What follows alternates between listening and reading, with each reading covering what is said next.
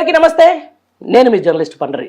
మొత్తానికి తెలంగాణ రాష్ట్రంలో ప్రజాపాలన పేరిట అధికారంలోకి వచ్చినటువంటి కాంగ్రెస్ పార్టీ ఈరోజు ప్రతిపక్షాలను వేధించడమే పనిగా పెట్టుకున్నటువంటి సందర్భాన్ని మనం చూస్తూ ఉన్నాం.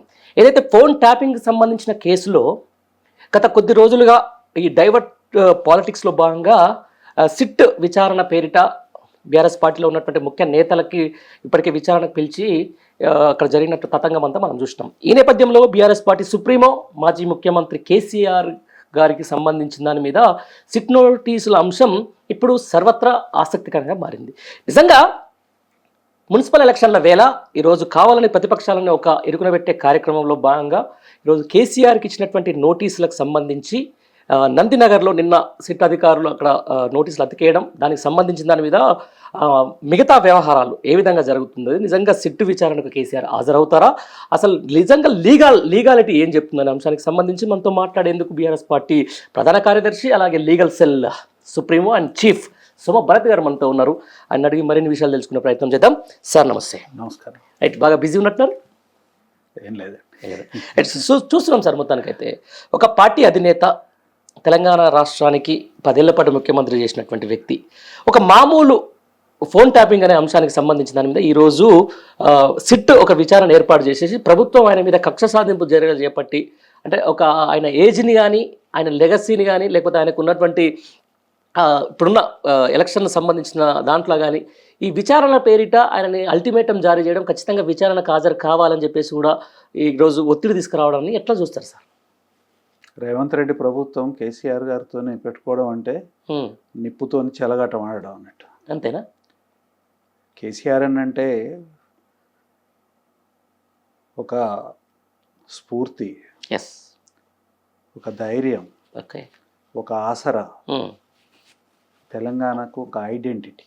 సార్, ఇవాళ కేసీఆర్ లేకుండా, కేసీఆర్ గారు తెలంగాణ సాధన లేకుంటే రేవంత్ రెడ్డి ఎక్కడ ఉన్నాడండి, సీఎం ఎక్కడ ఎట్లా? ఫండమెంటల్స్ మర్చిపోయి చాలా పద్ధతి లేని పద్ధతుల్లో ఇవాళ ప్రభుత్వం అనేక రకమైన ప్రతీకార చర్యలకు పాల్పడతాం. ఎందుకు ప్రతీకార చర్యలు? మీ ప్రజెంటేషన్లో ప్రతిపక్షాలను వేధిస్తున్నారని. ప్రతిపక్షాలను వేధించడం అనేది కాన్సిక్వెన్షియల్. ప్రజలను వేధించడం అనేది కరెక్ట్. పెద్ద స్టేట్మెంట్. ప్రజల్ని వేధిస్తున్నారు కాబట్టి, ప్రజల యొక్క సొమ్ముని దోచుకుంటున్నారు కాబట్టి, ప్రజలని అగచాట్ల పాలు చేస్తున్నారు కాబట్టి ఇవాళ ప్రతిపక్షాలు ప్రజల పక్షంలో నిలబడి ప్రభుత్వాన్ని నిలదీస్తుంది. ఇప్పుడు ప్రజలను వేధించడంతో పాటు ప్రతిపక్షాలను వేధిస్తున్నారు. ఇది జరుగుతున్నది. ఏ మాటలు చెప్పొచ్చినారు? మోసపు మాటలు చెప్పినారు. జనం నమ్మరన్న సంగతి కూడా తెలిసి దేవుళ్ళ మీద ప్రమాణాలు చేసిండ్రు. అఫిడవిట్లు సంతకాలు పెట్టి ప్రజల ముందు అఫిడవిట్ సంతకాలు పెట్టారు. డిక్లరేషన్లు ఇచ్చినారు. ఆ తర్వాత గ్యారంటీ కార్డులు కూడా ఇచ్చినారు. ఏ ఒక్కదానికైనా విలువ ఉందా? ఇవాళ అమలవుతున్నాయా? ఏది అమలవ్వట్లేదు. తర్వాత పోనీయండి, వీళ్ళు మాట్లాడినా అమలవుతున్నాయా లేదా పక్కన పెడితే అంతమునుపున్నాయి. కేసీఆర్ గారి హయాంలో అనేక సంస్కరణలు తీసుకొచ్చినారు. అనేక రకాల వెల్ఫేర్ స్కీమ్స్ తీసుకొని వచ్చినారు. ఆ వెల్ఫేర్ స్కీమ్స్ అన్న సరిగా నడుస్తున్నాయా? అది కూడా లేదు. ప్రజల పరిస్థితి ఏంటంటే ఉన్నది పోయింది, ఉంచుకున్నది పోయింది అనేది ఇలువికి పందిరేసినట్టే. మరి ప్రజలకు కోపం వస్తుంది కదా. రెండు రకాల కోపం వస్తుంది.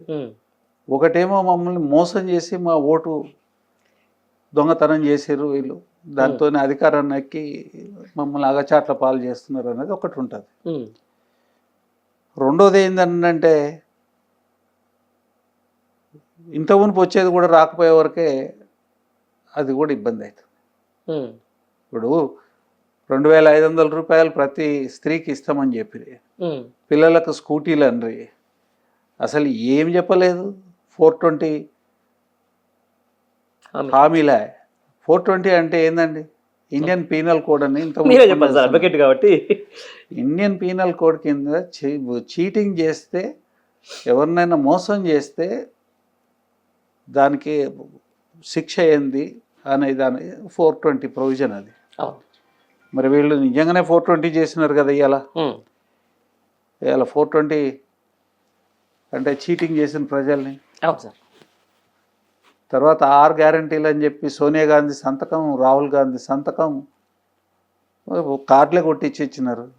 ఇవాళ కోర్టు ఇంతకన్నా చీటింగ్ ఏముంటుంది?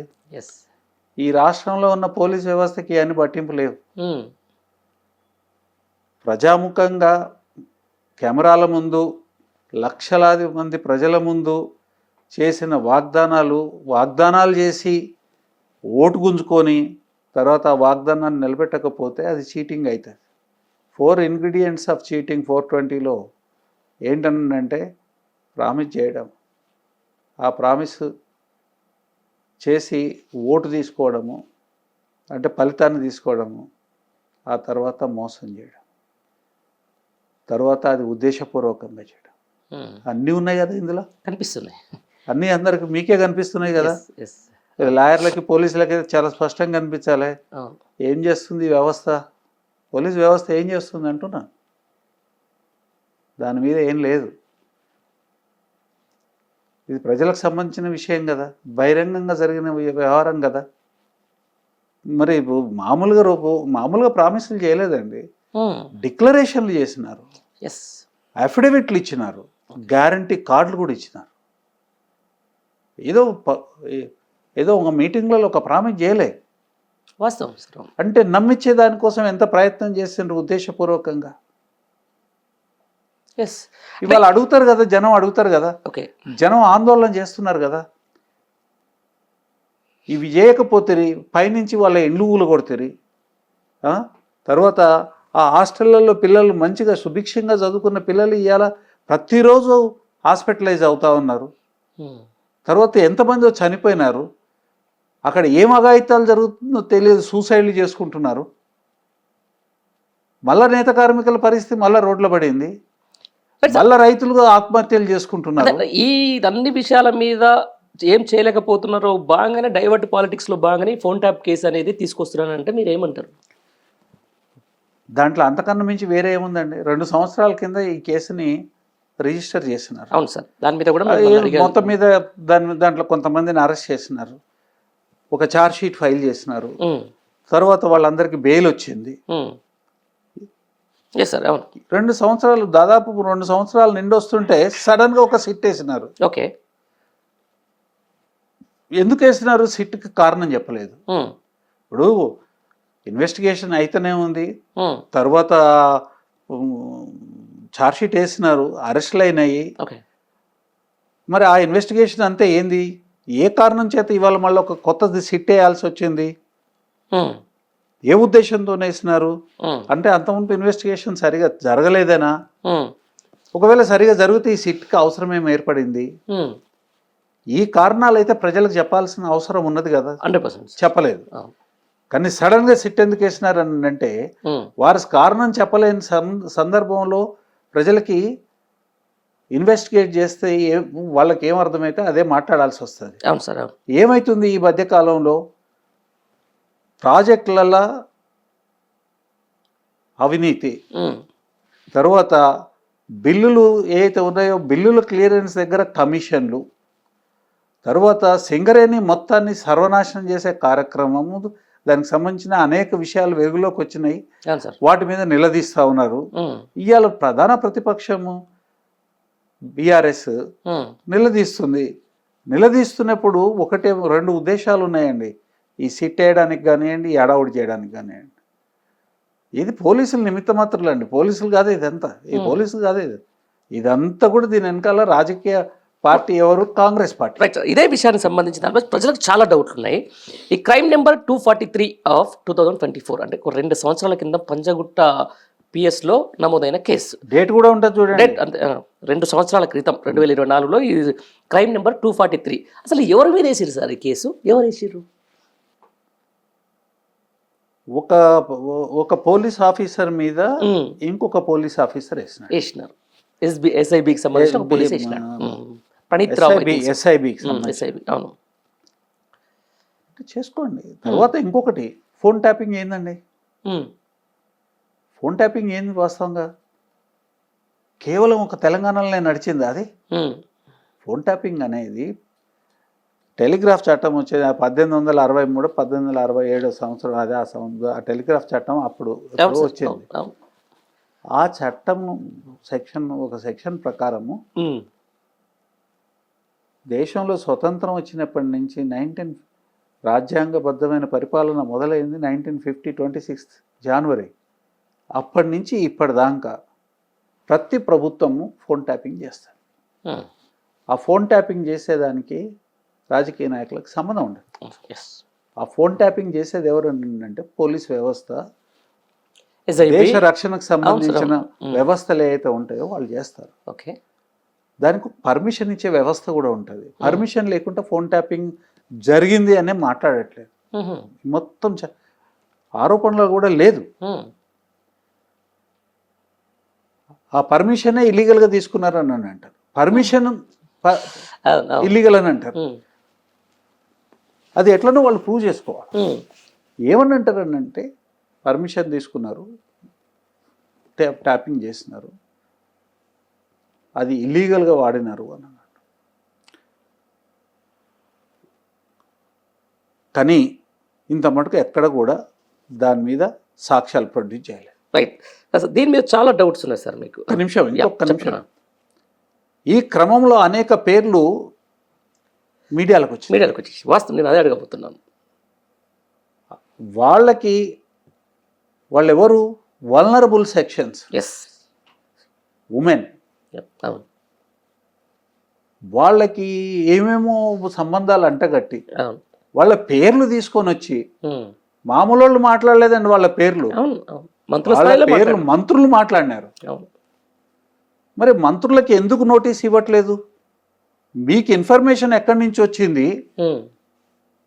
తర్వాత పోనీయండి, ఆ విక్టిమ్స్ ఎవరైతే ఉన్నారో ఎవరి పేర్లు అయితే మీరు తీసుకుంటారు, కనీసం ఒక్కసారైనా వాళ్ళని పిలిచినారా? నేను అదే అడగబోతున్నాను సార్. ఇప్పుడు ఈ విక్టిమ్ సంబంధించి ఫోన్ ట్యాపింగ్ నాది జరిగింది నాకు అని చెప్పేసి ఎవరైనా బాధితులు వచ్చేంత వరకు ఏదైనా పోలీస్ స్టేషన్లో కేసు పెట్టిరా? వాళ్ళది ఒక ఛార్జ్ షీట్ వేసినారు. ఛార్జ్ షీట్ కన్నా ఇవన్నీ మొదటి నుంచి అంటే దాదాపుగా ఈ ప్రభుత్వం వచ్చినప్పటి నుంచి, ఆ ప్రభుత్వం రావడానికి ముందు ఎన్నికలప్పటి నుంచి ఇవన్నీ మాట్లాడుతూనే ఉన్నారు.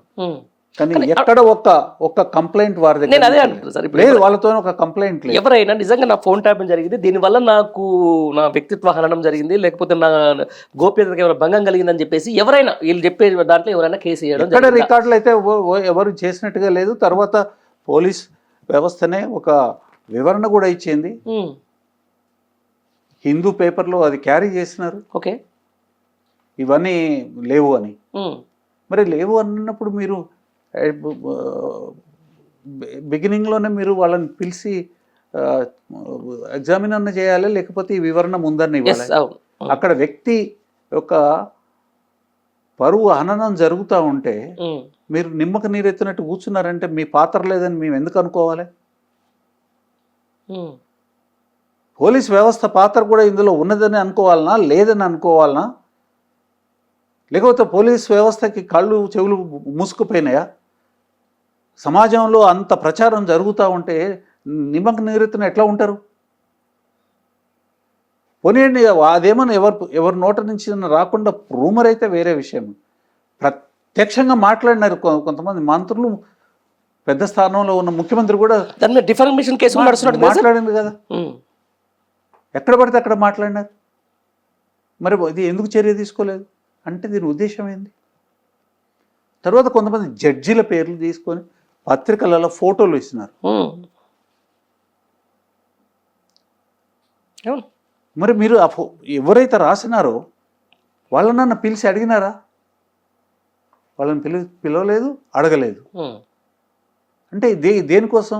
అక్కడ జడ్జీలని ప్రెజుడీస్ చేయడం కోసం, ఇక్కడ సమాజాన్ని ప్రెజుడీస్ చేయడం కోసం. ఇవి అంటే వెనకాల ఎవరున్నారని ఒక ప్రచారం చేసి వాళ్ళ పరువును తీసే దానికోసం కారణం లేకుండా వాళ్ళ పరువు తీసే కార్యక్రమం పెట్టుకున్నారు కదా. అవును సార్. ఉంటే వాళ్ళని పిలవాలి కదా, పిలవలే. 2 సంవత్సరాలు జరుగుతుంది, 22-23 నెలలు అవుతా ఉంది ఇప్పుడు ఈ తతంగం అంతా మొదలై. అవును అవును. ఇంత టైంలో ఎందుకు పిలవలేదని అడుగుతున్నాను. కనీసం ఇప్పుడైనా పిలవాలి కదా. ఏ పత్రికలో అయితే జడ్జీల పేర్లు వేసినారో, ఏ పత్రికలో ఏ మీడియా ఛానళ్ళలో అయితే తర్వాత ఏ మంత్రులు అయితే మాట్లాడినారో, పేర్లు తీసుకొని మాట్లాడినారో, సినిమా యాక్ట్రెసెస్ పేర్లు తీసుకొని మాట్లాడినారో, వాళ్ళని ఎందుకు మీరు పిలవలేదు, ఎందుకు మీరు ప్రశ్నించలేదు అంటే నిష్పక్షపాతంగా నడుస్తలేనట్టే కదా. అంటే ఈ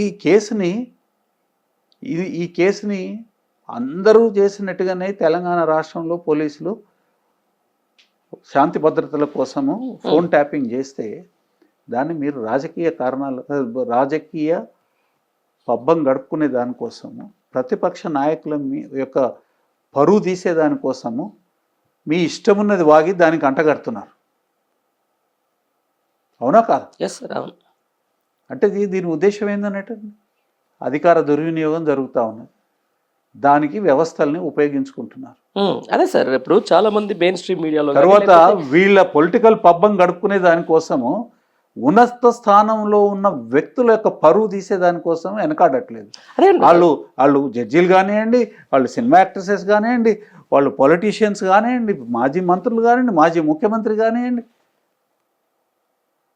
అంటే ఏంది ఇంత దుర్మార్గమా, ఇంత విచ్చలవిడితనమా, ఇంత అన్యాయమా?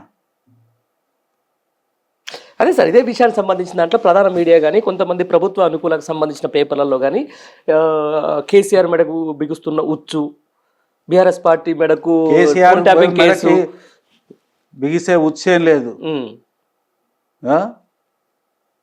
ఇక నేను మాట్లాడితే బూతులైతే కానీ ఏముంది ఇందులో? బొచ్చు ఏమున్నదండి ఇందులో కేసు ఉందా అసలు? 2 సంవత్సరాలు మీరు అదే పనిగా మీరు చేస్తూ ఉన్నారు. ఏం కేసు ఉన్నది? మీరు వేసిన ఛార్జ్షీట్లో కూడా ఏం కేసు ఉన్నది? ప్రపంచంలో ఎవడన్నా కొత్తగా చేయండి కేసీఆర్ ప్రభుత్వం చేస్తే ఇది చేయాలి. అరే, ప్రభుత్వాలను కూలగొట్టకుండా తర్వాత ప్రభుత్వం అసాంఘిక శక్తులు చెలరేగకుండా శాంతి భద్రతలు కాపాడేదానికోసం ఉన్న ఒక వ్యవస్థని మీ రాజకీయ పబ్బం కోసం దాన్ని ప్రతిష్టను దిగజార్చే కార్యక్రమం చేసుకున్నారు. ముందు వెనక చూసుకునే పని లేదనండి. ఈ దేశం భద్రత ఇదంతా పట్టింపు లేదా? అది జరుగుతూ ఉన్నది, ఆ అరాచకం జరుగుతూ ఉన్నది. చేసేది అరాచకం, వాళ్ళు ఆరోపణలు ఇంకోళ్ళ మీద అరాచకం అని ఇంకోళ్ళ మీద ఆరోపణలు చేస్తూ ఉన్నారు. అరాచకం చేసేటోడే దొంగ అన్నట్టుగా అయిపోయింది ఇప్పుడు. రైట్. ఇదే విషయానికి సంబంధించిన ఏం చెప్తుంది సార్ అసలు సిఆర్పిసి 160 అనేది? నిజంగా ఈరోజు కేసీఆర్కు రెండు సార్లు, ఇప్పుడు నిన్న నందినగర్లో ఒకసారి ఇచ్చిర్రు, ఆయన తర్వాత వివరణ ఇవ్వాల్సిన అవసరం వచ్చింది. ఆ తర్వాత నిన్న సాయంత్రం మళ్ళీ 9:30కి గోడ కతికిచ్చేసిపోయారు. అంటే ఏం ఒక క్రమం ఉన్నది, మీరు చూడండి.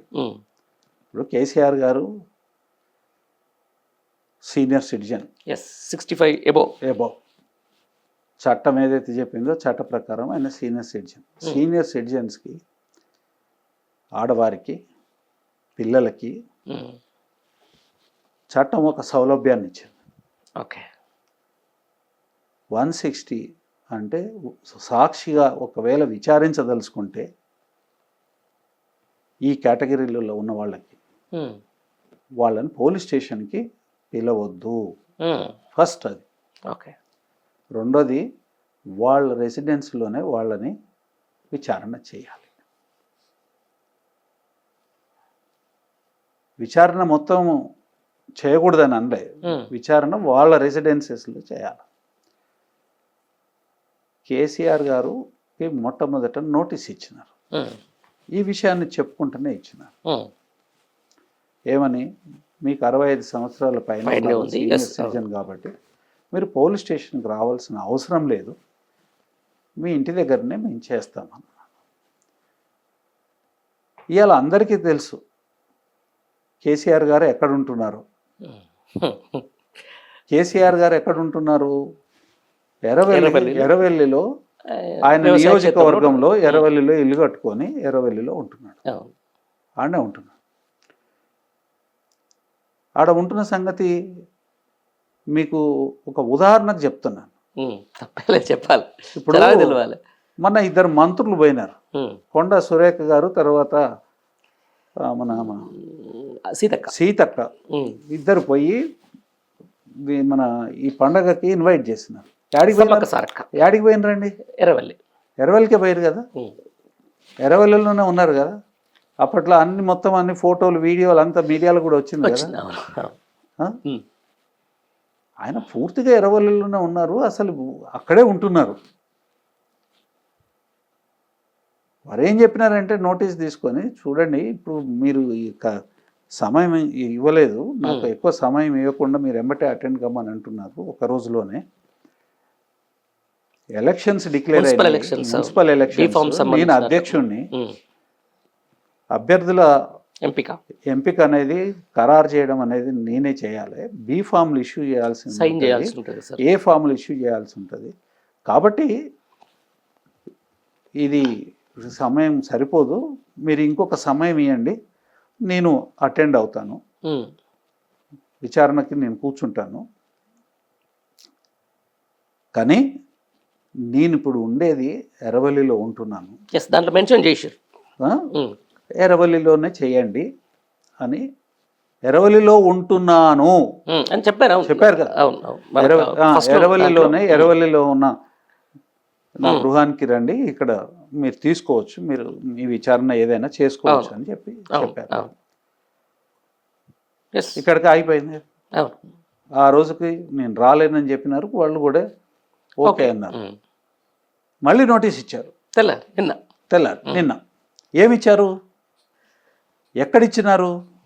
మళ్ళీ సేమ్ నందినగర్లో పోయి నేను ఎర్రవెల్లిలోనే ఉంటున్నాను, మీరు ఎర్రవెల్లిలో చేయమని అంటే నోటీస్ ఎక్కడికి తీసుకుపోయి ఇవ్వాలండి? ఆయనకి ఇవ్వాలి కదా, ఆయనకి ఇవ్వాలి కదా. ఎర్రవల్లిలో యాజ్ పర్ ప్రకారం వాళ్ళ మీ ఎలక్షన్ అఫిడవిట్లో కానీ లేకపోతే మీరు ఇచ్చిన దాని ప్రకారం ఈ అడ్రస్ ఉందని చెప్పేసి ఒక అది చెప్తా ఉన్నారు. ఎలక్షన్ అఫిడవిట్లో ఉండొచ్చండి. నేను నాకు ఇప్పుడు ఆయన నియోజకవర్గము గజ్వేల్, ఎలక్షన్ అఫిడవిట్లో పర్మనెంట్ రెసిడెన్స్ అడ్రస్ ఇస్తాము. ఇచ్చినంత మాత్రాలు అక్కడే ఉంటున్నామని లేదు కదా. ఆడనే ఉండరు కదా ప్రతి ఒక్కళ్ళు. బట్టి విక్రమార్క గారు ఎలక్షన్ లో వారి ఇంటి అడ్రస్ ఇచ్చి ఉంటారు, ఇప్పుడు ప్రగతి భవన్ లో ఉంటున్నారు. కాదండి, ఒక చిన్న విషయం సంబంధించి ఇదే, if you have the above my fix up other date of your convenience for my examination under section 160 of the CrPC, you conduct the examination is my place of residing of house number 3-96 Erravelli village, Markook mandal, Siddipet district. ఆ ఇల్లు ఆయననే కదా అది? దీంట్లో ఆయన చాలా స్పష్టంగా చెప్పినాడు. అవును. మరి ఇవన్నీ చెప్పిన తర్వాత మీరు డెలిబరేట్గా తీసుకొని పోయి నోటీస్ తీసుకుపోయి గోడ కతికిచ్చేది ఏంటండి? అది 9:30కి, అది కూడా రాత్రి 9:30కి. క్లియర్. దేనికి ఇది ఏ రకమైన బిహేవియర్కి సంకేతం ఇది? What is this behaviour? ఎట్లా పోయి అక్కడ మీరు గోడకి ఎందుకు అతికిస్తున్నారు? ఈజీ అని ఆబ్సెంటీ మీకు రెస్పాండ్ అవ్వలేదా? అయ్యిండు. అంటే ఇదేంటంటే డెలిబరేట్గా మీకు కేసీఆర్ గారితో విచారణ చేయడం కన్నా ఎక్కువ ఆసక్తి ఈ కాంట్రవర్సీ క్రియేట్ చేయడంలోనే ఉన్నదని అనిపిస్తుంది ప్రభుత్వానికి. మళ్ళీ కూడా చెప్తున్న, పోలీసుల నిమిత్త మాత్రం ఇందులో తెర వెనుక రాజకీయ నాయకత్వం ఉన్నది, కాంగ్రెస్ పార్టీ ఉన్నది, ఖచ్చితంగా అనిపిస్తుంది కదా సార్. కాబట్టి నేనేమంటున్నానంటే ఇట్లాంటి చిల్లర వేషాలు వేయకూడదు కాంగ్రెస్ పార్టీ. ఇట్లాంటి చిల్లర వేషాలు వేస్తే ప్రజలు ఈడ్చిదంతారు సార్, అంటే రాజకీయంగా. ఈడ్చిదంతా రాజకీయంగా ఏందండి? లేకపోతే ఏం కేసీఆర్ అంటే ఏమన్నా తమాషాగా ఉన్నదా? కేసీఆర్ ఈ పేరు ఇచ్చింది కూడా ప్రజలు ఇచ్చినారు. కేసీఆర్ అంటే అస్తిత్వం, తెలంగాణ అస్తిత్వం. కేసీఆర్ అంటే తెలంగాణ విజయం. కేసీఆర్ అంటే తెలంగాణ అభివృద్ధి. కేసీఆర్ అంటే ముసలోళ్ళకి, ఆపన్నులకి అభయాస్తం. అవమానపరుస్తారా కేసీఆర్ని? మట్టి కొట్టుకపోతారు. మర్యాద అనేది చాలా ఇంపార్టెంట్. అవును సార్. ఇది హక్కు. కేసీఆర్ గారు ఆయన ఉంటున్న ప్లేస్లో ఆయనను విచారణ చేయమని అడిగేది రాజ్యాంగం ఆమోదించిన హక్కు. ఎందుకు రాజ్యాంగం ఆమోదించిన హక్కు అంటున్నా అంటే, ఇది సుప్రీంకోర్టులో ఒక కేసులో ఈ చర్చ జరిగింది. సుప్రీంకోర్టు చెప్పింది ఇది హక్కు అని. ఈ హక్కును కాదైనా అర్హత మీకు ఎక్కడి నుంచి వచ్చింది? దయచేసి పోలీసులు ఇండిపెండెంట్గా బిహేవ్ చేయండి. ఎక్కడ ఉంటే అక్కడికి పోయి చేసుకోవచ్చు, కానీ ఎక్కడ పడితే అక్కడ లేడు కేసీఆర్ గారు. కేసీఆర్ గారు ఆయన ఎప్పుడు ఉంటున్న ప్రదేశంలోనే ఉన్నాడు. మిమ్మల్ని ఆహ్వానించినాడు అక్కడికి రమ్మని చెప్పి. ఆయన పొలైట్గా చెప్పినాడు. తెలంగాణ రాష్ట్రాన్ని సాధించిన వ్యక్తి, తెలంగాణని అభివృద్ధి చేసిన వ్యక్తి కాదు, శక్తి. మీరు వేసే తప్పుడు కేసులు, ఈ తప్పుడు విచారణలు ఏదైతే జరుగుతున్నాయో చేసుకోండి. విచారణ కాపలు నడుస్తుంటారు. అల్టిమేట్గా ఇది తప్పుడా కాదా? మేము తప్పుడు అని అంటున్నావు, నువ్వు కరప్ట్ అని అంటున్నావు. కోర్టులు ఉన్నాయి, మేము కోర్టులని నమ్ముతాము, గౌరవిస్తాము, ప్రాసెస్ని కూడా గౌరవిస్తాం కాబట్టిగానే మేము వస్తామని చెప్పాం. హరీష్ రావు గారికి ఇస్తే హరీష్ రావు గారు వెళ్ళారు, కేటీఆర్కి ఇస్తే కేటీఆర్ గారు వెళ్ళారు, సంతోష్ రావు గారికి ఇస్తే సంతోష్ రావు గారు వెళ్ళారు. ఇవాళ కేసీఆర్ కూడా వస్తానని చెప్పాడు. ఆయనేం రానలేదు. మీరు ఈ రాద్ధాంతం ఎందుకు క్రియేట్ చేస్తున్నారు? ఇవాళ ఏమవసరం? పోయి ఇంటి బయట గోడ మీద దానికి వివరణ ఇవ్వాలి. ఇవాళ government is at responsibility to explain its behaviour. Police is part of the government. They are not independent. ఏం తమాషాలు జరుగుతున్నాయండి? చీఫ్ సెక్రటరీ గారు ఎక్కడ కూర్చున్నారు? మీరు ముఖ్యమంత్రి గారు ఎక్కడ కూర్చున్నారు? ఇండిపెండెన్స్ డేకి ఉండరు. సమ్మక్క సారక్క జాతర ఈ రాష్ట్రానికి అఫీషియల్ పండగ. అది 1.5 మంది పోతారు తెలంగాణ ప్రజలు, ఒక దగ్గర చేరుతారు. అది లెక్కలేదు. ఎక్కడున్నారు? మీ కింద పనిచేసే పోలీసు వ్యవస్థ మర్యాద సీమలు దాటి ఇవాళ అమర్యాదకరంగా బిహేవ్ చేస్తూ ఉంది. ఏం చేస్తున్నారు మీరు? చట్టాన్ని అమలు చేయాల్సిన వ్యవస్థ చట్టాన్ని ధిక్కరిస్తాం. ఇక ప్రజలకేం నమ్మకం ఉంటుంది దాని మీద?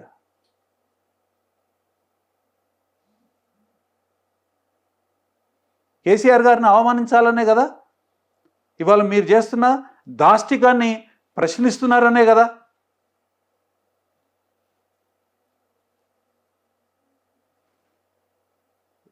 ఇవాళ ఏముందండి? ఇవాళ ఎక్కడి నుంచి ఈ రాష్ట్రాన్ని ఎక్కడికి తీసుకొని వచ్చినారు? నిన్నగాక మొన్న పార్లమెంట్లో ఒక నివేదిక పెట్టినారు, ఆర్థిక సర్వే నివేదిక. ఏమున్నది అందులో? ఎంత అద్భుతాన్ని చూపించినాం. తెలంగాణ రాష్ట్రాన్ని కేసీఆర్ గారి పరిపాలన ఎన్ని అద్భుతాలను క్రియేట్ చేసింది. వేనోళ్ళ పొగిడితే ఇలా ఆయన ఇంటి గోడ మీద నోటీసులు వేస్తారా? 73,000 కోట్ల రూపాయలు రైతులకి క్షణం తేడా రాకుండా కరెక్ట్ టైంకి, సీజన్కి 73,000 కోట్లు వాళ్ళ ఖాతాలలో వేసినారు. 14,000 కోట్ల రూపాయలు ఎవరికి ఇచ్చినారు? పెన్షన్స్ ఇచ్చినారు. పెన్షన్స్ 63,000 కోట్ల. రైతు బీమా 73,000 కోట్లు. కళ్యాణ్ లక్ష్మి, రైతు బంధు 73,000 కోట్లు. రైట్, కళ్యాణ్ లక్ష్మి ఇచ్చినారు. అసలు సంపదను పెంచడము, పేదలకు పంచడము అన్ని వల్నరబుల్ సెక్షన్స్కే ఇచ్చినాడు ఆయన. నువ్వేం చేస్తున్నావు? ఇస్తున్నారు కదా విచారణకు సంబంధించిన నోటీసులు. నోటీసులు ఇస్తున్నావు నువ్వు చేసే తప్పుడు పనులకి, అంటే నీ ప్రభుత్వం చేసే తప్పుడు పనులకి ఇవాళ ప్రశ్నించినందుకు నోటీసులు ఇస్తావు, అబద్ధాలు రాపిస్తావు, అబద్ధ ప్రచారాలు నడుస్తుంటే నిమ్మకు నీరెత్తినట్టు చూస్తావు. ఆ ప్రచారాలు వెనుక మీరు అట్లా సైలెన్స్ మెయింటైన్ చేస్తున్నారంటే మీరే చేయించిండ్రని అనుకోవాల్సి వస్తుంది. రైట్, ఆబ్వియస్లీ భరత్ గారు నేను ఏమంటున్నా అంటే సరే ప్రభుత్వాలు వేరు, ప్రభుత్వాలు మారుతూ ఉంటాయి, కానీ పోలీస్ వ్యవస్థ అట్నే ఉంటుంది కదా. ఇప్పుడు ఈ ప్రభుత్వానికి సంబంధించిన దాంట్లో ఈ మధ్య కాలంలో పోలీస్ వ్యవస్థ కొంచెం దుందుడుకు వ్యవహారం నడిపిస్తూ ఉంది. జర్నలిస్టులపైకి సంబంధించిన అయితేనేది, ముఖ్యంగా ప్రతిపక్ష నాయకులకు సంబంధించిన కేసులలో ఎక్కువ అత్యుత్సాహం ప్రదర్శిస్తుంది అని చెప్పేసి కూడా కొంతమంది తెలంగాణ వాదులు అయితే ఇంటలెక్చువల్ చెప్తారు. నిజంగానే అట్లా అనిపిస్తుందా? కనిపిస్తూనే ఉంది కదండి. అర్ధరాత్రి ఎయిర్పోర్ట్లలో నుంచి ఇది బెయిలబుల్ అఫెన్సెస్ దాంట్లో అసలు సంబంధం లేనని వాళ్ళని పట్టుకొచ్చిన పద్ధతి, మెడల చుట్టూ ఇట్లా చేసుకొని గుంజుకొని వస్తారంటే క్రిమినల్ వాళ్ళు ఏమన్నా నోటీస్ ఇస్తే వస్తారు. ఏది అది కనిపిస్తూనే ఉంది కదా ప్రతి చోట. ఇద్దరు ఆడపిల్లల్ని మీకు రైతు రుణమాఫీ జరిగిందా అని కొండారెడ్డిపల్లెకి పోయి అడిగితే వాళ్ళ మీద ఎస్సీ ఎస్టీ కేసులు, వాళ్ళ మీద వేధింపులు, వాళ్ళని అరెస్టులు, పోలీస్ స్టేషన్లో ఇప్పుడు ఆలోచించుకోవాలి జర్నలిస్ట్ మిత్రులంతా. నా దాంకా వచ్చేదాకా నా దగ్గరికి రాలేదు కదా అని అనుకుంటే వచ్చేసింది, ఆల్రెడీ వచ్చేసింది, మా దగ్గర కూడా వచ్చేసినది. నీ దానికి వచ్చే వరకు ఏమవుతుందని అంటే అందరూ అప్పుడు నీకు మాత్రం ఎందుకు రియాక్ట్ కావాలని అన్నట్టు. ఎక్కడైనా అదే అత్యాచారం. ఇప్పుడు దీని మీద మీరు సిట్ వేసినారు, బాగుంది, సంతోషం. స్కూల్ పిల్లలు ఎందుకు చనిపోతా ఉన్నారు, హాస్టళ్లలో ఉన్న పిల్లలు సూసైడ్లు ఎందుకు చేసుకుంటున్నారు? అంటే ఇవన్నీ డైవర్ట్ లో భాగంగానే. డైవర్షన్ గురించి మాట్లాడట్లేదండి, బాధ్యత గురించి మాట్లాడుతున్నాను. బాధ్యత ఉంటే ఇదంతా ఎందుకు? ఇప్పుడు ఆడపిల్లలు సూసైడ్ ఎందుకు చేసుకుంటారండి రెసిడెన్షియల్ స్కూల్లో ఉన్నదానికి? కొంతమంది ఏమో మీరు పెట్టే కల్తీ ఆహారం తిని చనిపోయినారు, కొంతమంది సూసైడ్లు చేసుకున్నారు. సూసైడ్లకు కారణం అనే దాని మీద సిట్ అయ్యొద్దా? అవసరం లేదా? ప్రజల ప్రాణాలు రక్షించే బాధ్యత స్టేట్ది అయినప్పుడు రాజ్యాంగండి. ప్రజల ప్రాణం మీద హక్కు కానివ్వండి, ప్రాణాన్ని కాపాడాల్సిన బాధ్యత కానివ్వండి స్టేట్కే ఉంటుంది. మరి ఇవాళ ప్రాణాలు అట్లా పోతుంటే, ఆవిరైపోతూ ఉంటే సిట్ ఎందుకు వేయలేదు దాని మీద? కారణాలు చెప్పాలి కదా. రైతులు ఎందుకు ఆత్మహత్యలు చేసుకుంటున్నారు? ఒకరోజు పేపర్ తీస్తే 3 జిల్లాలలో 3 సెపరేట్గా 3 ప్రాంతాలలో ఉన్న 3 జిల్లాలలో రైతులు సూసైడ్ చేసుకున్నారు. కారణం ఒకటే ఉంది, సిట్ వేయాలి కదా దాని మీద, నివేదికలు ఇవ్వాలి కదా, కారణం ఎవరో నిర్ధారించాలి కదా. ఎవరి చేష్టల వల్ల వాళ్ళు ప్రేరేపించబడినారు సూసైడ్ చేసుకోవడానికి అనేది నిర్ధారించాల్సిన అవసరం ఎవరికి ఉందండి? బాధ్యత ఎవరికి ఉంది? అధికారం ఎవరికి ఉంది? ఎందుకు చేయట్లేదు?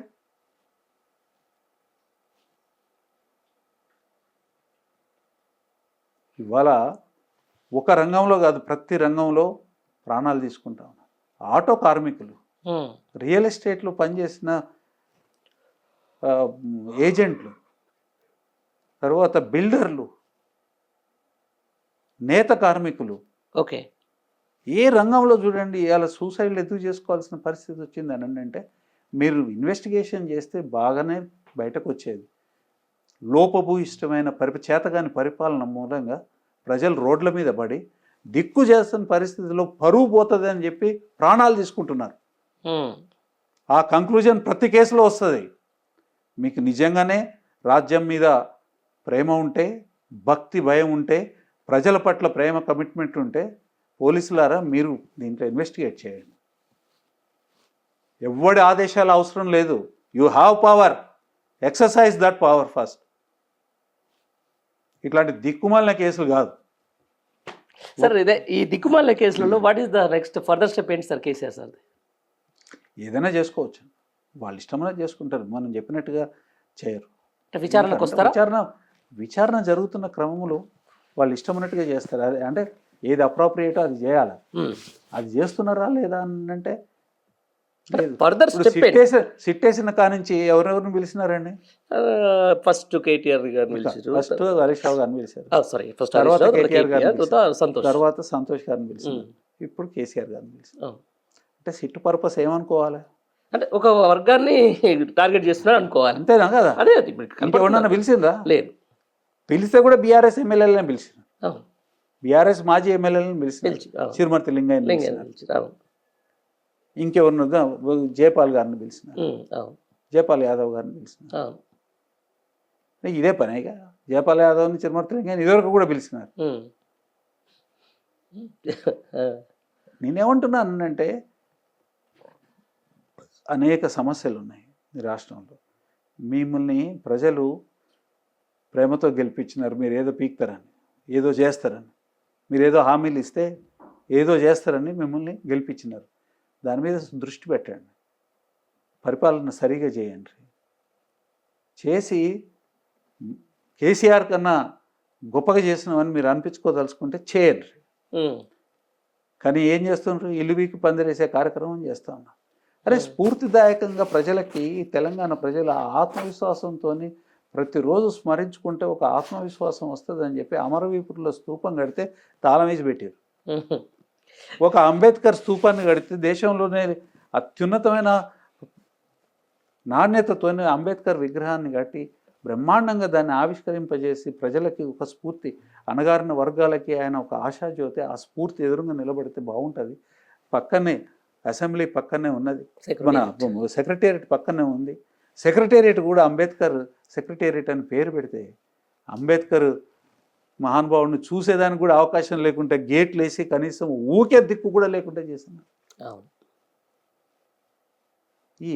ఇదంతా ఏందండి? ఇలువికి పందిరేసే కార్యక్రమం కాకపోతే నీకు సెక్రటేరియట్ కట్టించుంటే సెక్రటేరియట్లో కూర్చొని ఆయన అని అంటే నువ్వు పోయి కమాండ్ కంట్రోల్ సెంటర్, పోలీసు నువ్వు ఏమన్నా, నువ్వు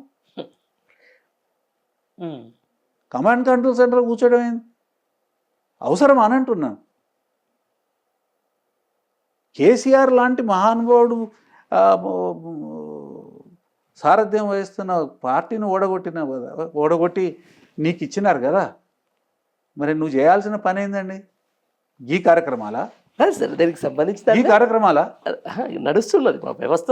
ఇల్లు గులగొడితివి, హైడ్రా పేరు మీద ఇల్లు గులగొడితివి భరత్ గారు. తర్వాత నువ్వు అన్ని అబద్ధాలు చెప్తివి, రుణమాఫీ చేయమని అంటే రుణమాఫీ చేయకుండా దౌష్ట్యం చేస్తేవి.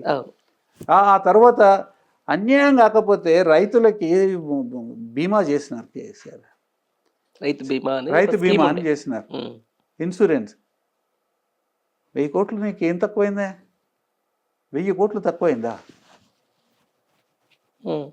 ఆ రైతు కుటుంబంలో పెద్ద మనిషి రైతు చనిపోతే ఆ కుటుంబానికి 5 లక్షల రూపాయలు వస్తుంటే నీకు మంచిగా అనిపించలేదా? దాన్ని ఎందుకు రద్దు చేస్తున్నావు? ఎందుకు ఆపుతీవి? ఇవన్నీ అడగాలి కదండి. మరి ఇప్పుడు ఈ చెత్త విషయాల మీద ఏం మాట్లాడతాం, ఎంతసేపు మాట్లాడతాం దీని మీద చెప్పండి. కరెక్టే. కాకపోతే ఇదే కదా ఇప్పుడు జనాలకి యాక్టివ్ అట్రాక్టివ్, లేకపోతే నేను చెప్పేది కూడా ఏంటంటే ఈ విషయాలు మాట్లాడకుండా ఉండేదానికోసమే ఈ విషయాలు, ఈ చెత్త విషయాలు లేపుతున్నారు. ఈ చెత్త విషయాలకు సంబంధించిన దాంట్లోనే ఈరోజు మళ్ళీ సిట్ నోటీసులు కేసీఆర్ ఇంటికి అతికిచ్చారు. దాని మీద కేసీఆర్ నెక్స్ట్ స్టెప్ ఏంటి అంటే మీరు ఏం చెప్తారు? మీరు అంటే యాజ్ ఎ లీగల్ చీఫ్ సుప్రీంగా మీకు తెలిసి ఉండాలి కదా. నాకేం తెలియదు. ఏదైనా ఒక ఆదేశం వస్తే పని చేస్తాం అంతేగాని అడిగితే సలహా ఇస్తాము, ఆదేశం వస్తే పని చేస్తాం. మీరు ఇంకో రకంగా అడగండి. ఈ పరిస్థితుల్లో ఎవరైనా ఈ విచారణ ఎదుర్కొనే వాళ్ళు ఏం చేయాలి చెప్తా. ఏం చేయాలి? ఒక హక్కు, ఏదైతే ఒక హక్కు ఉన్నదో ఆ హక్కుని కాపాడుకునే బాధ్యత ప్రతి పౌరుని ప్రతి పౌరుడికి ఉంటుంది. నిన్నటికి నిన్న సుప్రీంకోర్టు కూడా అదే చెప్పింది. ఆడపిల్లలకి చదువుకు సంబంధించిన విషయం వచ్చినప్పుడు తల్లిదండ్రులు పట్టించుకోవట్లేదు, టీచర్లు పట్టించుకోవట్లేదు. తర్వాత ఆ హక్కును అనుభవించే పిల్లలకి బాధ్యులు తల్లిదండ్రులు కాబట్టి వాళ్ళు పట్టించుకోవాలి. ఉన్న హక్కుని కాపాడుకోలేకపోతే కొత్త హక్కు ఎక్కడి నుంచి వస్తుంది అని ప్రశ్నించింది. ఈ విషయంలో కూడా సెక్షన్ 160 ఒక హక్కుని సీనియర్ సిటిజన్స్కి, ఆడపిల్లలకి, ఉమెన్కి, తర్వాత చిన్నపిల్లలకి ఒక హక్కు ఇచ్చింది. ఆ హక్కుని కాపాడుకోవాలి. గతంలో కూడా ఒక సందర్భంలో ఆడపిల్లలకి విచారణ చేయాలన్నా, వాళ్ళ స్టేట్మెంట్ రికార్డ్ చేయాలన్నా, తర్వాత వాళ్ళ ఎవిడెన్స్ రికార్డ్ చేయాలన్నా ఇంట్లోనే చేయాలని కొట్లాడినాం మేము. ఈ హక్కు ఏదైతే చట్టం ఇచ్చిన హక్కు ఏదైతే ఉందో, సుప్రీంకోర్టు ఆమోదించిన హక్కు ఏదైతే ఉందో, ఈ హక్కుని కాలరాచే పద్ధతుల్లో గనుక వ్యవస్థలు భేదభావంతో ఈ హక్కును కాలరాచే కార్యక్రమం పెట్టుకున్నప్పుడు ఖచ్చితంగా కోర్టుని ఆశ్రయించాలి. 100%. ఈ హక్కుని పరిరక్షించుకునే దానికోసము ఖచ్చితంగా కోర్టును ఆశ్రయించాలి. తెలవాలి కదా, కోర్టుకు కూడా తెలవాలి ఏం జరుగుతుంది, 100% తెలవాల్సిన అవసరం, ప్రజలకు కూడా తెలవాల్సిన అవసరం ఉంది. అవును సార్. తర్వాత ఇందులో ప్రత్యేకంగా అవమానపూరితంగా బిహేవ్ చేస్తున్నారు.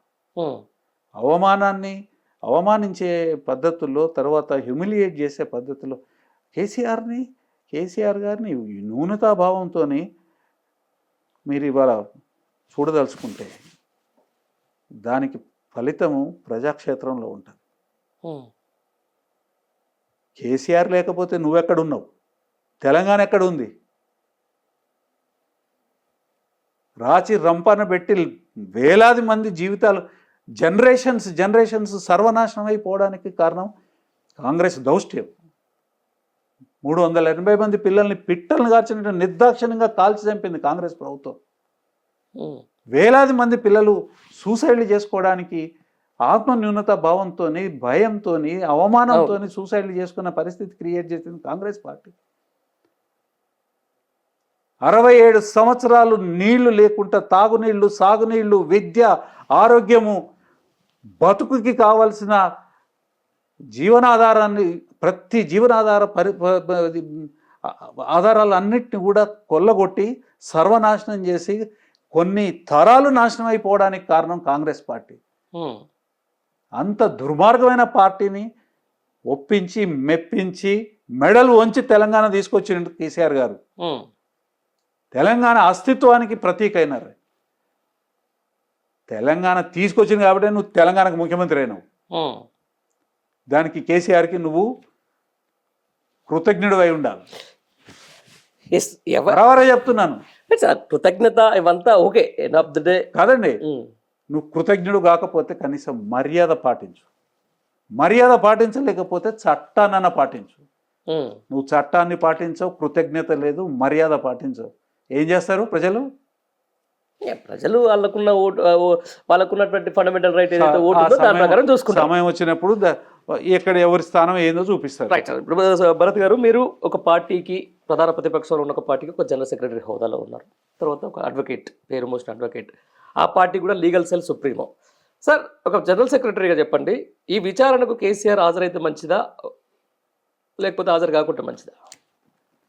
ఇది హాజరవుతే మంచిదా, హాజరు కాకపోతే మంచిదా అనేది విషయం కాదండి. మీకు చట్టంలో కానివ్వండి, వ్యాపారంలో కానివ్వండి, రాజకీయాలలో కానివ్వండి సెంటిమెంట్ లేవు. సెంటిమెంట్ ఉండదు. అక్కడ ఏమైనా ట్రాన్సాక్షన్ ఉంటుంది. ఇక్కడ ఏంది ట్రాన్సాక్షన్? వాళ్ళు నోటీస్ ఇచ్చినారు, తర్వాత ప్రతి ఒక్కళ్ళు, ఇప్పుడు కేసీఆర్ లాంటి పెద్ద మనిషి నోటీస్ని కాదని అనరు. ఆయన మా అందరికి కూడా చెప్పేది చట్టాన్ని గౌరవించాలి, చట్టాన్ని గౌరవించాలి. ఇప్పుడు కూడా చెప్తూనే ఉంటారు, చట్టాన్ని గౌరవించాలి.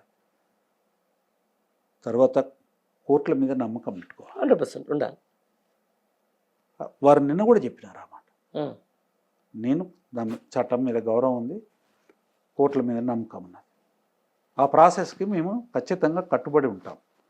మాకు తెలుసు మీరు చేసేది కరెక్ట్ కాదని, అయినా కానీ మేము చట్టం ముందు చట్టానికి సహకరిస్తాం.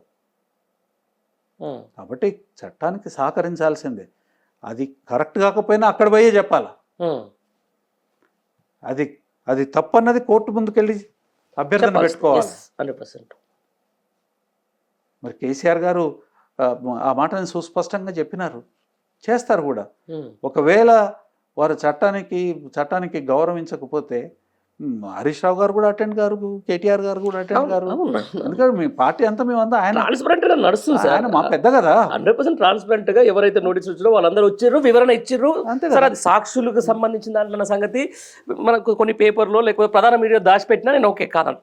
బట్ ఈ రోజున ఒకసారి నోటీస్ ఇచ్చారు, రెండోసారి నోటీస్ ఇచ్చారు. ఒకవేళ దీన్ని ఇగ్నోరెన్స్ చేస్తే ప్రజల్లోకి ఏమైనా తప్పుడు సంకేతాలు పోయే అవకాశం ఉందంటారా? మేము ఎందుకు ఇగ్నోర్ చేస్తున్నామండి? పద్ధతి ప్రకారం ఏమని అంటున్నాం, మేము వస్తామని అంటున్నాము, సహకరిస్తామని కూడా చెప్తూనే ఉంటుంది. అరే మీరు గొడవల మీద అతుకు పెడతారండి. అది ఆ విషయంలో మాత్రం జనాల్లో వ్యతిరేకత అయితే ఉంటున్నమాట వాస్తవము. నోటీసులు ఇవ్వడానికి చట్టం ఒక హక్కు ఇచ్చింది, ఎక్కడ విచారణ జరగాలనేది. నేను ఉంటున్న ప్లేస్లో విచారణ జరగాల. నా రెసిడెన్స్ ఎర్రవెల్లి నా రెసిడెన్సా కాదా? నేను ఉంటున్నానా లేదా? ఓకే, 24 గంటలు 365 రోజులు ఏంటి ఫామ్ హౌస్ అనేది జపం చేస్తారు కదా. మరి ఇప్పుడు ఏమైంది? నీ ఇష్టానికి ఒకసారి ఫామ్ హౌస్ అవుతుంది, ఇంకోసారి ఇంకేమవుతుంది? సార్ భరత్, ఇదే విషయంలో నిన్న నోటీస్లో నేను ఒకటి బాగా పాయింట్ ఒకటి క్యాచ్ చేసినాము. యాక్చువల్లీ మా దగ్గర కొంచెం ఎట్లా అంటే శాస్త్రీయబద్ధంగా మేము చేయాల్సి వస్తుంది, ఎలక్ట్రానిక్ డివైస్లు ఉంటాయి, సున్నితమైన పత్రాలు ఉంటాయి, కాబట్టి మేము అక్కడికి ఎర్రవల్లి దాకా క్యారీ ఫార్వర్డ్ చేయలేము అని చెప్పేసి ఒకటి మెన్షన్ చేసి. అంటే నిజంగా పోలీస్ వ్యవస్థ కనీసం ఈరోజు ఒక 100 కిలోమీటర్ల దూరంలో లేకపోతే ఒక 100 సరౌండింగ్ దూరంలో ఉన్న దానికి డివైస్లు తీసుకుపోయి అక్కడ సెటప్ చేసుకునేంత దీనస్థితిలో తెలంగాణ పోలీస్ వ్యవస్థ ఉందా సార్? అంటే వాళ్ళు మెన్షన్ చేసి అడుగుతున్నాను. ఇప్పుడు ఆ సందర్భంగా మాట్లాడితే ఏం చేయలేము. మార్కూర్ దగ్గర ఎర్రవల్లి పక్కన నియోజకవర్గం, అది గజ్వేల్ నియోజకవర్గం. ఆ పోలీస్ స్టేషన్ కూడా కేసీఆర్ గారు పెట్టించినారు, అక్కడ ముఖ్యమంత్రిగా ఉన్నారు. 1 కిలోమీటర్ దూరంలో ఉంటుంది. తర్వాత పోలీసులు వాళ్ళు అంత వీక్గా ఎందుకు ప్రజెంట్ చేసుకుంటున్నారండి? అదే అంటున్నాను, వాళ్ళు చెప్పిన రీజన్ నాకు కరెక్ట్. దగ్గర 1,00,000 మంది ఫోర్స్ ఉంటుంది తెలంగాణలో. డీజీపీ కాడ నుంచి కానిస్టేబుల్ దాకా they are all public servants.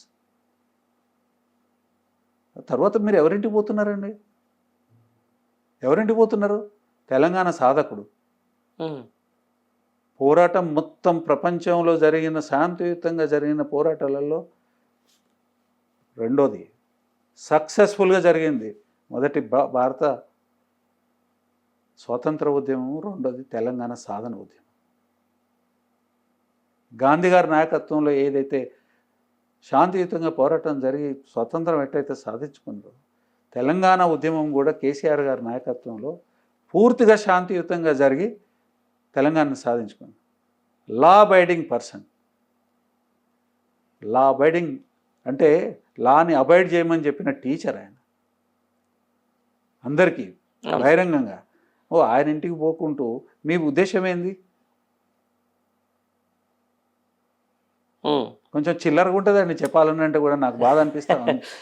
పోలీసులు after all but for this misutilisation of the police system, police is always working for the people.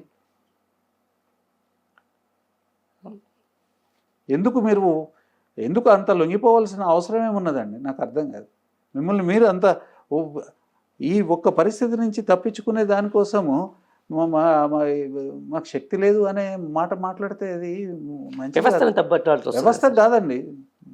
మీకుండే ఆ శోభ ఏదైతే ఉండదో అది పోతుంది. మీకుండే ఒక గ్లోరీ ఏదైతే ఉంటుందో పోతుంది కదా. అని మీ చేతగాని వాళ్ళం అని చెప్పుకుంటారా మీరు? మీకు హక్కు లేదు. మీరు you are all powerful within the parameters of the law. తర్వాత మీరు ఏదో కేసీఆర్ గారి మీద అపవాదులు వేయడం కాకపోతే ఏంటంటే నాకు అర్థం కాదు. ఆడిపోతే మాకు భద్రత లేదని చెప్పడమే కదా. ఏ మాటలు అయ్యానే? ఎవరింటికి పోతున్నారు? ఒక ప్రతిపక్ష పార్టీ నాయకుడు ఆయన అసెంబ్లీలో క్యాబినెట్ హోదాలో ఉన్నాడు. తర్వాత మీరు ఆయనని విట్నెస్ కిందనే మీరు ఎగ్జామిన్ చేస్తూ ఉన్నారు. I think you have to give respect to him. Sir ఇది విట్నెస్ కింద ఎగ్జామిన్ చేసేటప్పుడు సార్ చాలా మంది నాకు డౌట్ కూడా వేరే వాళ్ళు ఈ విట్నెస్ కింద ఎగ్జామిన్ చేసేటప్పుడు ఆయనతో పాటు ఆయన లాయర్ను తీసుకపోవచ్చా లేకపోతే లేదా? ఖచ్చితంగా ఇవ్వాలండి. మరి ఎందుకు ఇవ్వట్లేదు? అసలు ఇప్పుడు ఆయనకి వాళ్ళేం దోషులు కాదు, వాళ్ళని నిందితులు కాదు, సాక్షులే. లెటర్ కూడా పెట్టాము. దానికి ఏం చెప్తున్నారు? సుప్రీంకోర్టు డైరెక్షన్ ఉందండి. ఇంకొకటి సుప్రీంకోర్టు డైరెక్షన్ ఉంది, లేదు పక్కన పెట్టండి. ఆర్టికల్ 21 అనేది రైట్ టు లైఫ్ అనేది ఒకటి. దాంట్లో సెల్ఫ్ ఇంక్రిమినేటింగ్ స్టేట్మెంట్స్ ప్రెషర్ చేసి తీసుకునే దానికి లేదు. అంటే తనని తాను నేరస్తుడిగా చెప్పించే ప్రయత్నం జరిగితే అది ఒప్పుకోవాల్సిన అవసరం లేదు అనేది హక్కు. అది ప్రాథమిక హక్కు, రాజ్యాంగం యొక్క ప్రాథమిక హక్కు. 100%. ఇప్పుడు నువ్వు విచారణ చేసుకుంటూ అతనితో స్టేట్మెంట్ ఒత్తిడి చేసి నీ కస్టడీలో ఒత్తిడి చేసి తీసుకోవనే ఉంది. అందుకని ఒత్తిడి అనేది జరగకుండా ఉండే దానికోసము ఇంటర్ఫియరెన్స్ లేని పద్ధతుల్లో లాయర్ని ఓ సేఫ్ డిస్టెన్స్లో కూర్చోబెట్టి విచారణ చేయాలి. అది అక్యూజ్డ్కి ఎగ్జామిన్ చేసినప్పుడు ఎంతైతే అవసరమో విట్నెస్ని సాక్షిని ఎగ్జామిన్ చేసేటప్పుడు కూడా అంతే అవసరం. అవును సార్. ఇప్పుడు నిష్పక్షపాతంగా జరగని పరిస్థితులలో ఇవాళ కాంగ్రెస్ పార్టీ నాయకత్వం ఈ కేసు వెనకాల అన్ని రకాలుగా ఇన్వాల్వ్ అయి ఉన్నది. మరి వాళ్ళ ఒత్తిడితోని విట్నెస్తోని వాళ్ళ మీద సాక్ష్యం ఎక్స్ట్రాక్ట్ చేయొచ్చు కదా. ఇప్పుడే వచ్చింది సార్ వార్త, రేపు సిట్ విచారణకు హాజరు కానున్న కేసీఆర్ అని చెప్పేసి కూడా హాజరవుతా ఉన్నారు. తెలంగాణ భవన్ వద్ద ఏర్పాట్లను పరిశీలించిన ఎమ్మెల్సీ సెంబిపూర్ రాజు అంటే భవన్ దగ్గరికి వస్తారా సార్? యాక్చువల్లీ భవన్ దగ్గరకు వచ్చిపోతారు, భవన్ దగ్గర ఉంటారు. చూశారు కదా ఇప్పుడు. అవును, ప్రజాస్వామ్యం బతుకున్నట్టే. ప్రజాస్వామ్యం కాదండి, కేసీఆర్ గారికి చట్టం మీద ఎంతో గౌరవం ఉన్నది అని. ఆయన గొడవ చేయొచ్చు, కోర్టుకు పోవచ్చు, అవును పోవట్లేదు. పోలీసు వ్యవస్థ పరువు కాపాడండి కదా ఇప్పుడు. ఆబ్వియస్లీ తప్పు జరిగిన వాళ్ళ నుంచి తప్పు జరిగిన అవును కాపాడాడు కదా. అవును సార్, క్లియర్ ఇప్పుడే. మరి కాబట్టి ఇప్పుడు పద్ధతి గల వాళ్ళు కన్సిస్టెంట్గా ఉంటారండి, ఎప్పుడు ఒకే మాదిరిగా ఉంటారు. వారు ఏది చెప్పినారో అదే చేస్తారు. వారు ఏం చెప్పినారు? చట్టానికి గౌరవిస్తాము, విచారణకి సహకరిస్తాము. ఇవాళ దాన్ని సహకరించే దానికోసమే వారు చెప్పారు సార్. అఫీషియల్గా మనకి ఇంకా రాకపోయినా కూడా రేపు తెలంగాణ భవన్ దగ్గర సిట్ విచారణకు హాజరవుతారని చెప్పేసి కూడా మనకు ఒక వార్త అయితే వస్తున్నట్టు. నందినగర్లో చిన్న ప్లేస్, కొంచెం ఎక్కువ జనాలు వస్తున్న నేపథ్యంలో రైట్ ఏదేమైనా సార్ ఇంత వ్యక్తిత్వ హననాలు అదే కదా తెలంగాణ విచారణ కాదా అనిపిస్తుంది నాకు. వాళ్ళకి విచారణ కాదు, కేసీఆర్ కక్ష సాధించాలా కేసీఆర్ మీద. ఏమొస్తా సార్ అంటే ప్రజాపాలన అని చెప్పేసి పరిపాలన గాలి వదిలేసి ఇప్పుడు కక్ష సాధింపు చర్యలు చేపట్టడం వల్ల నిజంగానే ఈ ప్రభుత్వానికి కానీ రేపొద్దున భవిష్యత్తు తెలంగాణ రాష్ట్రంలో ఒక కేసీఆర్ అంటే ఒక ఎమోషన్. ఎవరైనా తెలంగాణ ఉద్యమాన్ని చూసిన వాళ్ళు మళ్ళీ జర్నలిస్టులకైనా మీలాంటి అడ్వకేట్లకైనా సీనియర్ సిటిజన్లకైనా ఇక్కడ ఉన్న మా కెమెరామెన్లకైనా ఎవరికైనా ఒక ఎమోషన్ ఉంటుంది. బట్ ఈ కక్ష సాధింపు చర్యల వల్ల తెలంగాణ ప్రజల్లో ఈ ప్రభుత్వం మీద ఒక నెగిటివిటీ ఫీలింగ్ వస్తానేది లేదా? ఇప్పుడు ఎందుకు ఉండదండి ఎమోషన్? నేను పనిచేసిన హైకోర్టులో తెలంగాణ లాయర్లకి చంద్రబాబు నాయుడు గారు చీఫ్ మినిస్టర్. తెలంగాణ లాయర్లకి ఒక్క జీపీ కానీ ఒక పీపీ కానీ ఏది సరిగా ఇవ్వట్లేదు అని రిప్రజెంటేషన్ ఇవ్వడానికి అడ్వకేట్ జనరల్ దగ్గరికి పోతే తెలంగాణలో చదువుకున్నాడు ఎవడున్నాడు అని అన్నాడు ఆయన. మా పరిస్థితి అంత దీనమైన పరిస్థితి, అంత అవమానమైన పరిస్థితి ఉన్నప్పుడు ఆ పరిస్థితుల్లో నుంచి బయటకు తీసుకొని వచ్చి తెలంగాణ సాధించి ఒక ప్రత్యేక హైకోర్టు, ఒక ప్రత్యేక రాష్ట్రం, స్వయం పరిపాలన ఒక రాష్ట్రంగా స్వయం పరిపాలన తీసుకొచ్చిన వ్యక్తి మీద గౌరవం ఉండకుండా, ఎమోషన్ ఉండకుండా ఏముంటుందండి? అదే అంటారు సార్, మరి అసలు ఎట్లా ఏముంటుందండి నాకు అర్థం కాదు.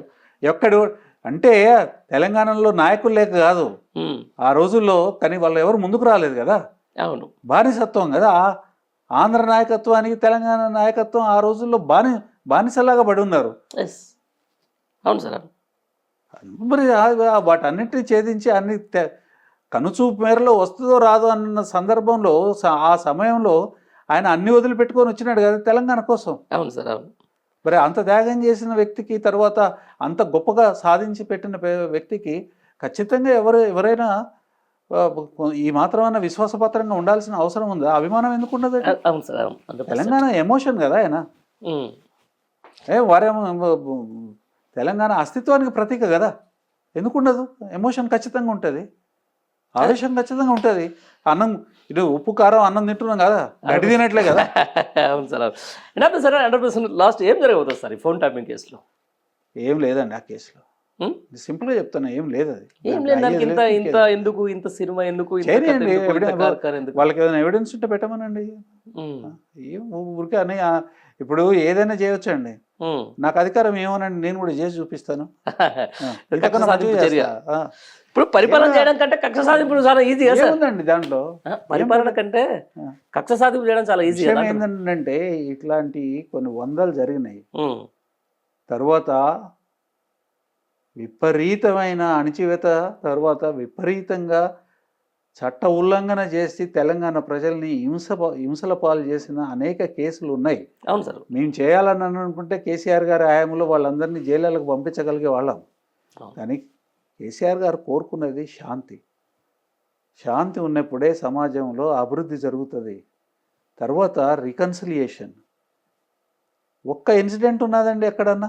లేదు సార్. ఒక్క ఇన్సిడెంట్ ఉందా? పీస్ఫుల్. అవును. ఎక్కడన్నా కక్ష సాధింపు చర్యలు జరిగినాయా? లేదు.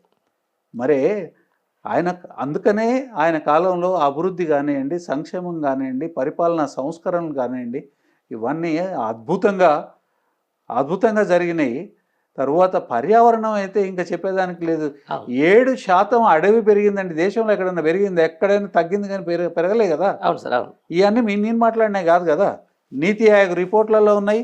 నిన్న ఆర్థిక ఎకనామిక్ సర్వే ఏదైతే ఉందో ఆ సర్వేలో కూడా ఉన్నది. అవును సార్, అవును. కాబట్టి ఎవరికైనా కొంత ప్రాగ్మెటిక్గా పోవాలని అనుకుంటే ఈ కక్షలు, కార్పణ్యాలు, కేసులు, దొంగ కేసులు ఇవన్నీ వద్దండి. మీరు చేయండి, మేము సహకరిస్తామని చెప్పినారు, చేయమని చెప్పండి. 5 సంవత్సరాలు 5 సంవత్సరాలు చేసేదానికోసమే మిమ్మల్ని ఎన్నుకున్నారు. మీరు మంచిగా చేయండి, మేము సహకరిస్తాము. మేము ఏం చేయాలో కూడా మీరు చెప్పండి, మీకు ఏ సహకారం కావాలో అని కేసీఆర్ గారు మొట్టమొదటి స్పీచ్లో ఇది కాంగ్రెస్ ప్రభుత్వం ఏర్పడిన తర్వాత మొట్టమొదటి స్పీచ్లో చెప్పినారు. అభినందనలు చెప్పినారు. చిన్న వయసులో ముఖ్యమంత్రి అయినావు, చేసుకో, మంచిగా చేసుకో, మేము సహకరిస్తామని చెప్పినారు. మరి ఇంత చెప్పిన తర్వాత ఇంకేం చేస్తామండి? 2 ఏళ్ల తర్వాత కదా నోరిప్పింది. 2 ఏళ్ళు నీకు అవకాశం ఇచ్చారు కదా. మరి ఇప్పుడు ఒక ఏమంటారు, అవినీతి కార్యక్రమం, తర్వాత ఇంకొక అవినీతి కార్యక్రమం, ధ్వంసరచన, ఆ తర్వాత తెలంగాణ అస్తిత్వం, తెలంగాణ నీళ్ళని కిందకి వదిలేసే కార్యక్రమం, తెలంగాణ నీళ్ళని కాపాడలేని పరిస్థితి, తెలంగాణ సంబంధించిన అనేక అవకాశాలని జారవిడుచుకునే కార్యక్రమం చేస్తే ప్రతిపక్షంగా నోరు మూసుకొని ఎట్లా కూర్చుంటారండి? మాట్లాడాలి కదా, ఎదిరించాలి కదా. తెలంగాణ కోసం పుట్టిన పార్టీ ఇది. ఖచ్చితంగా మాట్లాడకుండా ఎట్లా ఉంటాం? ఓకే సార్, మొత్తానికైతే రేపు కేసీఆర్ సిట్ ముందు విచారణకు హాజరవుతున్న నేపథ్యంలో ఏదేమైనా కూడా కక్ష సాధింపు చర్యలో భాగంగా డైవర్ట్ పాలిటిక్స్లో ఈ ప్రభుత్వం ఎట్లా చెప్తే అట్లా ఆడుతున్నటువంటి పోలీస్ యంత్రాంగానికి సంబంధించిన దాని మీద ఖచ్చితంగా ప్రజలు తగిన బుద్ధే చెప్తారని చెప్పేసి కూడా బీఆర్ఎస్ పార్టీ ప్రధాన కార్యదర్శి, అలాగే లీగల్ టీమ్ సుప్రీం ఎవరైతే ఉన్నారో సోమవ్రత్ గారు చెప్తున్నటువంటి మాట. Sir, thank you very much. నమస్కారం.